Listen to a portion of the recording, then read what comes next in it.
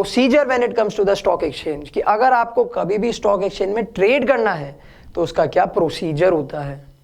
सबसे पहला होता है selection of a broker.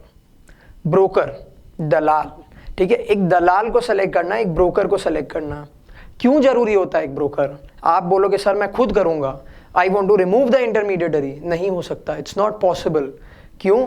Because if you want to trade in a stock exchange, अगर आपको स्टॉक एक्सचेंज में ट्रेड करना है तो आपको एक सेबी रजिस्टर्ड ब्रोकर जरूरी है। Because only a SEBI registered broker, that means a broker who is registered with SEBI can trade in stock exchange. तो सबसे पहले आपको एक ब्रोकर अपॉइंट करना है, ठीक है। Opening a demat account. Demat account, आप बोलोगे सर करंट अकाउंट पढ़ लिया, सेविंग्स अकाउंट पढ़ लिया, फिक्स्ड डिपॉजिट अकाउंट पढ़ लिया, मल्टीपल डिपॉजिट अकाउंट पढ़ लिया, डीमैट अकाउंट क्या होता है? मैं बताता हूं। डीमैट अकाउंट का मतलब होता है डीमटीरियलाइज्ड अकाउंट, ठीक है। पहले, अगर मैं पहले की बात करूं, आज के 20 साल पहले की, 25 साल पहले की, शेयर्स कैसे ट्रांसफर होते थे पता है? शेयर का एक सर्टिफिकेट आता था, आप कंपनी को पैसे बेचते थे, उसके बदले में कंपनी आपको एक शेयर सर्टिफिकेट बेचती थी। शेयर सर्टिफिकेट एक रिटर्न एक्नॉलेजमेंट होता था कि yes I have sold this X number of shares to this X person. आजकल वो नहीं होता है, ठीक है। आजकल आपको शेयर सर्टिफिकेट नहीं मिलता है। इंस्टेड आप अगर कंपनी को पैसा ट्रांसफर करते हो तो कंपनी वो शेयर्स आपके डीमैट अकाउंट, डीमटीरियलिस्टिक अकाउंट, पेपर क्या हो गया? मटीरियल, डीमटीरियल मतलब क्या हो गया? उस मटीरियल को खत्म कर देना। तो कंपनी क्या करती है? आपके डीमैट अकाउंट में वो शेयर्स को ट्रांसफर कर देती है। तो आपको एक डीमैट अकाउंट खोलना भी बहुत जरूरी है, ठीक है। Next is placing the order.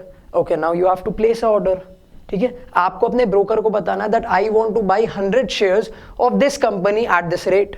आपको क्या करना है? कंपनी का नाम बताना है, प्राइस बतानी है अपनी, और आपको कंपनी के नंबर ऑफ शेयर्स बताने कि मुझे इतने शेयर खरीदने हैं इस कंपनी के एट दिस रेट।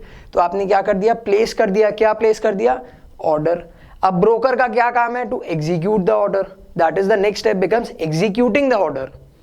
अब ब्रोकर क्या करेगा?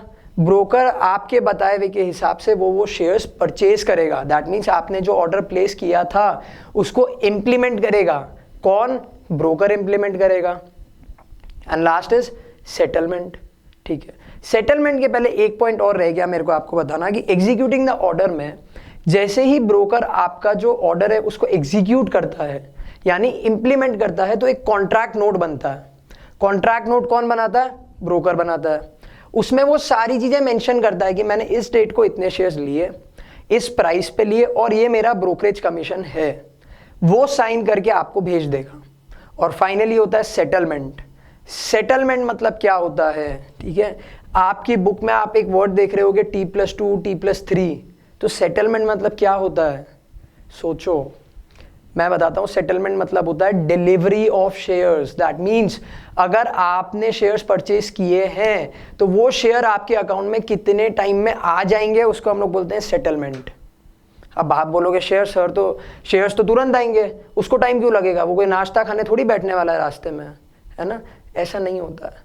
पहले के टाइम में क्या होता था? शेयर सर्टिफिकेट होता था, उसको फिजिकली जाके सबमिट करना पड़ता था और कलेक्ट करना पड़ता था, उसमें टाइम लगता था। तो वहां से सेटलमेंट का जो यू कैन से कंसेप्ट है वो शुरू हुआ था, ठीक है। सो सेटलमेंट मतलब क्या होता है? Let's say in your book it's given T+2। T मतलब क्या हो गया? Transaction date. दैट मीन्स जब आपका ऑर्डर एग्जीक्यूट हुआ था। लेट्स से आपका ऑर्डर एग्जीक्यूट हुआ था ऑन मंडे, तो वो सेटलमेंट कब होगा? आपके पास में डिलीवरी कब आएगी शेयर्स की? On T+2, that is Monday +2, Tuesday, Wednesday. That means आपके पास में वो शेयर्स आएंगे ऑन वेंसडे, तो दैट इज सेटलमेंट।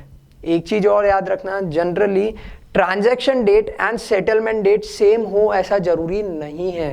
इसके लिए फॉर सेफर साइड हम जनरली T+2 काउंट करते हैं, that is transaction date. Let's say आपने ऑर्डर किया था ऑन 5th, और 5th ऑफ जुलाई आपने बोला था कि मुझे ये शेयर्स चाहिए, तो आपके पास में वो शेयर्स पहुंचेंगे टिल 7th ऑफ जुलाई। समझ में आया? That is settlement date. तो I think that the trading procedure is now clear. आप सबसे पहले ब्रोकर अपॉइंट करोगे, फिर आप अपना डीमैट अकाउंट खुलवाओगे, आप प्लेस करोगे अपना ऑर्डर, आपका जो ऑर्डर है वो एग्जीक्यूट करेगा आपका broker, and finally settlement. So this was your trading procedure.